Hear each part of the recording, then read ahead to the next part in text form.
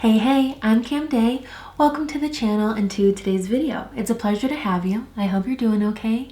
I'm hanging in pretty well. I'm excited about today's video because I think this is going to be a little something for everybody. We're focusing on shadow sticks, like cream eyeshadow sticks. I specifically am going to be featuring this Trestique Color and Blend Shadow Crayon, but if you have anything similar, this will work for you too. It's really about finding new ways to use products maybe that you've had. Maybe you're in a phase where you're trying to shop your stash and just use up what you have, or you've looked and you realize, oh my gosh, I can't believe I haven't used this in how long. So if you're in that kind of a mindset, I think we're gonna have a fun time finding new life for a product that you've had for maybe a little bit. And also if you've got something new and you're just not sure all of the ways that you can use it, this is for you too. So using this shadow stick, we're going to walk through 3 different ways to apply and wear it, and maybe you find a new way to mix it up, and overall I think it's just going to be a good time. So let's get started. Alright, got you zoomed in a little bit just so we can get some more detail going. Before we get started, I just want to introduce you a little bit more to our Trestique pencil shadow crayon. If you're not familiar with the brand Trestique, maybe you've seen some of their other products. They're known for their kind of pencil-like packaging. I just think it's super convenient. It's easy to have a full face just in a tube that small. I highly recommend looking into them a little bit more, and I will have a full face tutorial review coming up soon. So keep an eye out for that. But this is the main player here. This is their pencil in Porto Purple, which I think is going to be a really beautiful color on a lot of people. It's got kind of more of a mauve tone, but just so you know, the component, the packaging, I was going to say proponent, I'm not sure what that is magnetized. So it just creates for a really fun experience, but also makes it easier for you to know that things are going to stay on, especially if you have something in a to-go bag. You want to know that the lid's going to stay on, so that's a great peace of mind. But I like that it also is a little tapered at the end, so it's easier to do a liner. And then on the other side, we've got a little brush, a soft but dense bristle brush that is going to help us blend out our edges. So that's what we're working with today. Let's start with a liner. This is going to be our first look. It's going to be pretty simple, just because I want to be able to build it up and show you all the different ways that you can apply it without needing a lot of time or a lot of effort. So first, this is just a really simple liner. It's just going to trace the top lash line just so we have a little hint of color. This shade is actually really nice because it's a really subtle, like not punchy and not super dark or intense shade. And like I said, it's got a hint of a mauve to it. And I just think it's going to be really flattering, especially if you don't want something that is too dark and heavy on your lid. I'm just tracing it to get a little bit more definition, and you can wing it out if you want. I'm going to do a baby wing because we don't need to stress ourselves out about that. And then using the other end, which is the built-in brush, I'm just going to lightly start to drag the little angle, the little wing that I got, and bring it up. This is going to help to kind of blend it out and help intensify that wing shape, basically just so it's kind of like a trace. It doesn't need to be anything super fancy. Added a little mascara, and here we are, finished with look number 1, a simple, subtle liner. Now on to look number 2. This is one of my favorite ways to do shadows. Again, really simple, but effective and cute, and again, this color is going to be really great for it. This is like what I like to call kind of a misty outer corner. So we're starting the color in a V. We're going to do it on the top lid and a little on the bottom lid, not going any further in past your pupil, past your iris.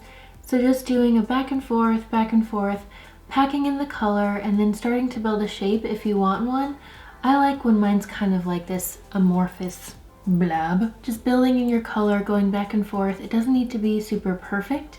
And then using the built-in blender on the other side, using that to just blend the edges, and I'm going to keep repeating that until I have the finished product that I like, and just having this fun smoky outer corner. I decided to reel it in a little bit, maybe not go out as far and misty as I thought, but really just an outer corner smoky shadow that is focused closest to the lash line. So we've got most of the color at the lash line, and then using the blending brush at the end and my fingers to just kind of again, mystify it and just blend it out and have it be this little smoky situation. Add some nice definition, has a little pop of color, but again, you don't need a lot of skill and it's pretty low commitment.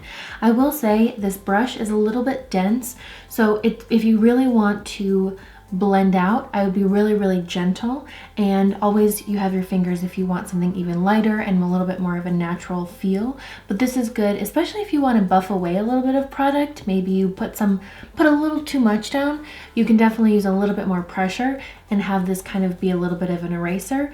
Use a little bit lighter pressure and you get a nicer blend. And now we're on to look number 3.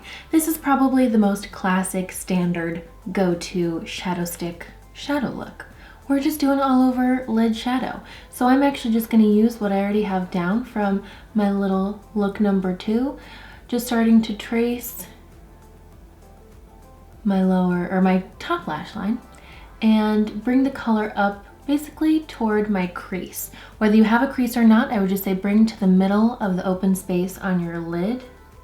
Just go back and forth, build up your color, grab your brush on the other side. Again, when you first put your color down, it doesn't need to be that beautiful, and just start to blend. And we're just gonna have a nice little purpley lid moment. Here we are, all finished with look number 3. This is more of an evenly distributed smoky eye. I brought some of the shadow further in on my lower lash line, again for that intensity, and again, using a mixture of finger and the end of the brush, I got a nice little gradual blend and smoke. It's super, super easy. And of course I finished up with some mascara to add to the oomph.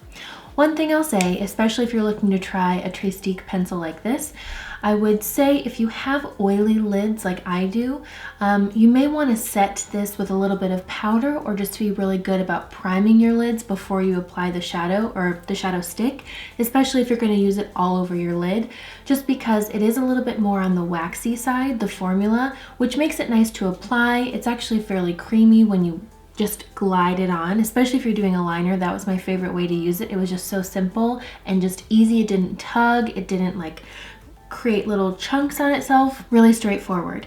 And as you build this up, it's really nice and easy to layer without getting too patchy. But I will say, once there's more product on the lid, it will start to feel a little more waxy, but that's easily mitigated with just a touch of powder, especially if you're prone to oil on your lids, because it's just gonna kind of come through a little bit. But that's no problem. This color is amazing. All right, y'all, there we have it. We have our one product, 3 ways, all of which I will have and will continue to do with a product like this. Like I said in the beginning, it's always fun to find different ways to kind of breathe new life into your products and just to get re-excited about them, or just to get first excited about them if you're just picking it up for the first time. So I hope you're able to find a technique that works for you, and hopefully you can give it a try on some of the products that you have or maybe picking up. If you do want to try out one of these Trestique pencils, especially in the shade Porto Purple, which I'm totally in love with the more I keep looking at it, they have a handful of other colors too, more neutrals. I'll have a link for you down in the description below. I highly recommend checking it out and trying for yourself. And that's it. This video was meant to be easy breezy, super simple. It's not only easy to apply, it's easy to come up with different ways to play and have fun, especially if you want to do more of a graphic moment. You can do lines on your inner corners. It's really fun to play around and pull off different looks with. So I recommend using whatever you've got, trying out one of these pencils and just playing and having fun, because I think we owe it to ourselves to experiment and to continue to find new ways to love the products that we got and pull out new tricks that we may not have tried before. I hope you have a wonderful rest of your day, whenever and wherever you are. Please, if you like this video and if you like hanging out here on the channel, please give it a thumbs up, comment down below, and subscribe if you're not already. And that's really it. I'll see you in the next video. Please take care and be well, everybody. Love you.